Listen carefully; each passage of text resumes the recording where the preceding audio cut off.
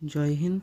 আমি আজকে আরও একটি নতুন টপিক নিয়ে হাজির হয়েছি। আজকের আলোচনার বিষয় হচ্ছে ব্রিক্স অর্গানাইজেশন। তো চলো আজকের ভিডিওটা শুরু করা যাক। Introduction to bricks. ব্রিক্সের মধ্যে মূলত কতগুলি কান্ট্রি রয়েছে?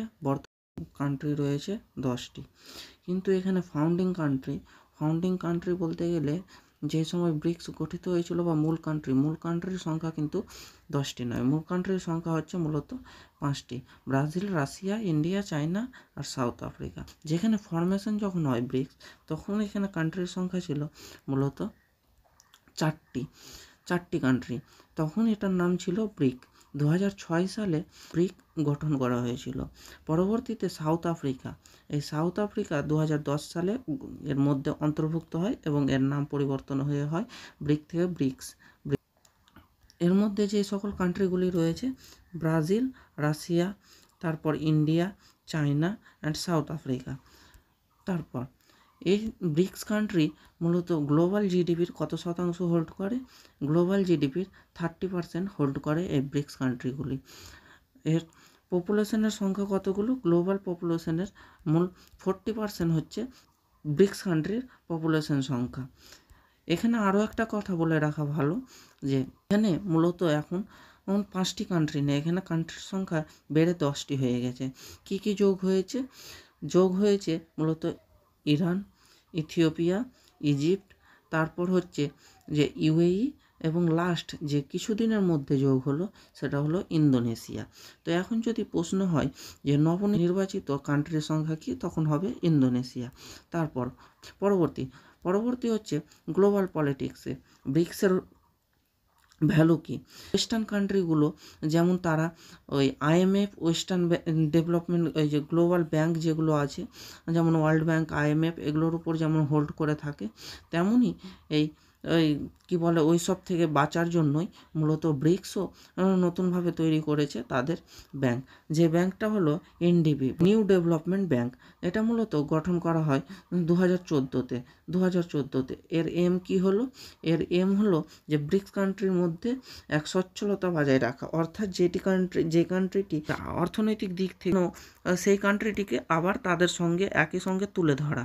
পরবর্তী সোশ্যাল অ্যান্ড ডেভেলপমেন্ট এজেন্ডা হচ্ছে এদের প্রভার্টি অর্থাৎ গরিব, climate change, education and health care, এই সকল জিনিসগুলোকে তারা একে অপরের সঙ্গে প্রযুক্তিগত দিক থেকে বা অর্থনৈতিক দিক থেকে হেল্প করে সকলে একসঙ্গে উঠে আসা। যেমন এডুকেশন অ্যান্ড টেকনোলজির মধ্যে একে অপরের সঙ্গে technology exchange and education cooperation. তারপর হচ্ছে ব্রিক্স গ্লোবাল ট্রেড। ব্রিক্স মূলত একে অপরের সঙ্গে গ্লোবাল ট্রেডে অনেকটাই সচ্ছল, যার মধ্যে সর্বাধিক ইন্ডিয়া এবং চায়নার মধ্যে। তারপর হচ্ছে চ্যালেঞ্জ। ব্রিক্স কী চ্যালেঞ্জ ফেস করে? যেমন ইন্ডিয়া আর চায়নার মধ্যে যে বর্ডার ক্ল্যাশ ইত্যাদি দেখতে পাওয়া যায়, এই সকল কান্ট্রির মধ্যে দেখতে পাওয়া যায় এইগুলো। তারপর হচ্ছে ইকোনমিক স্লোডাউন। তেমনভাবে এই ব্রিক্স কান্ট্রির অর্থনৈতিক উন্নতি লক্ষ্য করা যাচ্ছে না। তারপর এখান থেকে আমরা বেশ কিছু কোশ্চেন নিয়ে আলোচনা করব। তো চলো দেখা যাক কোশ্চেনগুলো কী এসছে। এর আগে যেমন RRB NTPCতে এসছে এস স্ট্যান্ড ফর কি, অর্থাৎ এসের দ্বারা ব্রিক্সে যে এস রয়েছে এই এস দ্বারা কি বোঝাতে চাইছে। তো তোমরা সকলে এই কোশ্চেনগুলোর উত্তর করার চেষ্টা করবে। এস দ্বারা মূলত এই সাউথ আফ্রিকাকে বোঝাতে চাইছে। তারপর পরবর্তী প্রশ্ন হচ্ছে যে এই যে ব্রিক্সে বি রয়েছে, বি দ্বারা কাকে বোঝাতে চাইছে, কোন কান্ট্রি? বি দ্বারা মূলত বোঝাতে চাইছে এই যে ব্রাজিল। ব্রাজিলের রাজধানী হচ্ছে ব্রাসিলিয়া। তারপর পরবর্তী হচ্ছে যে ব্রিক্সের ডেভেলপমেন্ট ব্যাংক, যেটা এখন রিনেম হয়ে পরবর্তীতে কি নাম হয়েছে? এটার নাম হয়েছে, বললাম তো, নিউ ডেভেলপমেন্ট ব্যাংক।